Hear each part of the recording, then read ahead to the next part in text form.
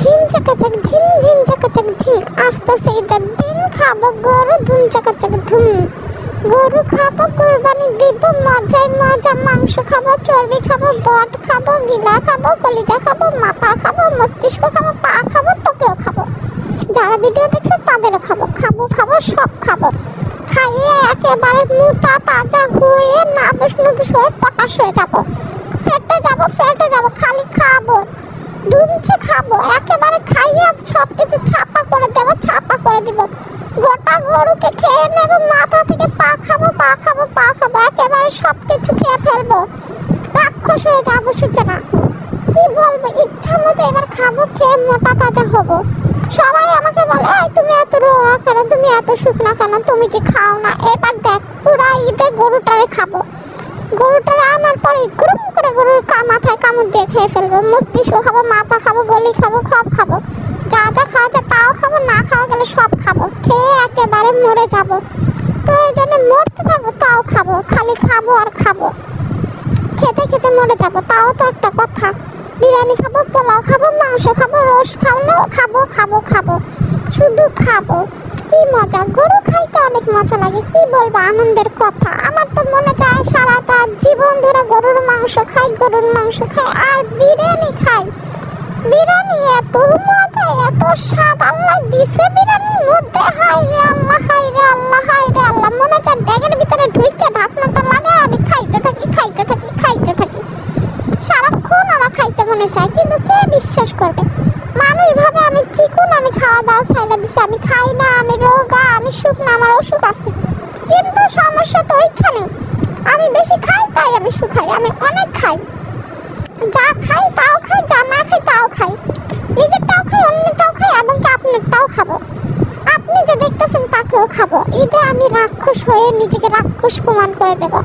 যারা আমাকে বলেন যে তুমি খাও না, তাদের উদ্দেশ্যে বলতেছি, দেখেন ভদ্র মেয়েটা এবার ঈদে কেমনি পুরো গরুটা খায়, তারপর গরু খাওয়ার পর আপনার বাসায় হানা দেবো, আপনাকে খাবো, তারপর আপনার পরিবারকে খাবো, সবাইকে খালি খাবো, খেতেই থাকবো, খেতে আবার রাক্ষস হয়ে যাবো।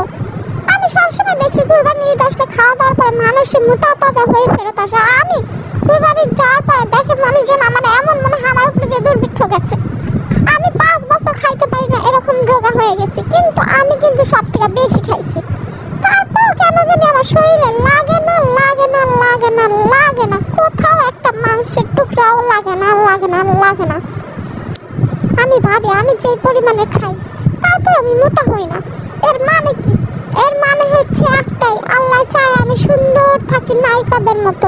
দেখেন না চিকনা চাকনা নায়িকা, আমিও তো নায়িকা। সূচনা হচ্ছে আপনাদের মনের নায়িকা, প্রাণের নায়িকা।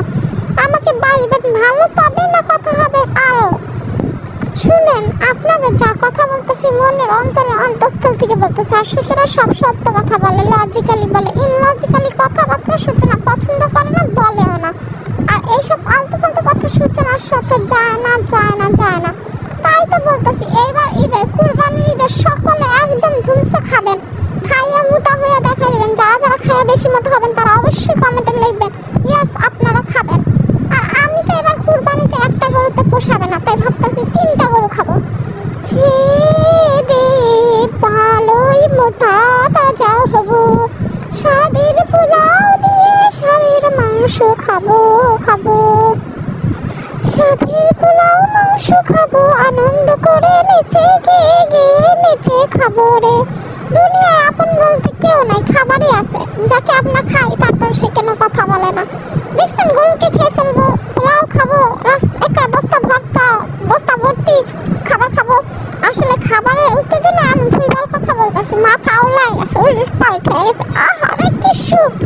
পায়েস খাবো, ফিরনি খাবো, পোলাও খাবো, ঈদে খাবো, সবই খাবো, মজাই মজা, ওইটা খাবো, সেইটা খাবো, এইটা খাবো, খালি খাবো। তোমরা কি কেউ দাওয়াত দিতে চাও? মরে দাওয়াত দিলে এক্ষুনি কমেন্ট বক্সে লেখো কার বাসায় যাবো, কে দাওয়াত দিবা, কার খাবার খাবো। নাকি দিতে ভয় পাচ্ছ সূচনাকে দাওয়াত? আমাকে অবশ্যই দাওয়াত দিবা বন্ধুগণ। আমি তোমাদের বাসায় যাই মিনিমাম 15 থেকে 20 কেজি গোস খাওয়ার ইচ্ছা পোষণ করি। পারি আর না পারি চেষ্টা তো করি, আর যা পারবো না তা আমাকে ব্যাগে করে দিয়ে আমি নিয়ে আসবো, বাসায় বসে খাবো, খালি খাবো আর খাবো। জীবনে কি আর আছে খাওয়া ছাড়া? খাওয়া যদি যায় দূরে, আমরা যাই মরে। থেকে বলতেছি খান, আপনি খান, ভালোবেসে খান। স্বাস্থ্যের কথা পরে চিন্তা, আগে তো পেট পূজা। পেটে দেন খাবার, মন হয়ে যাবে চাঙ্গা খুশি। ইয়া ইয়া।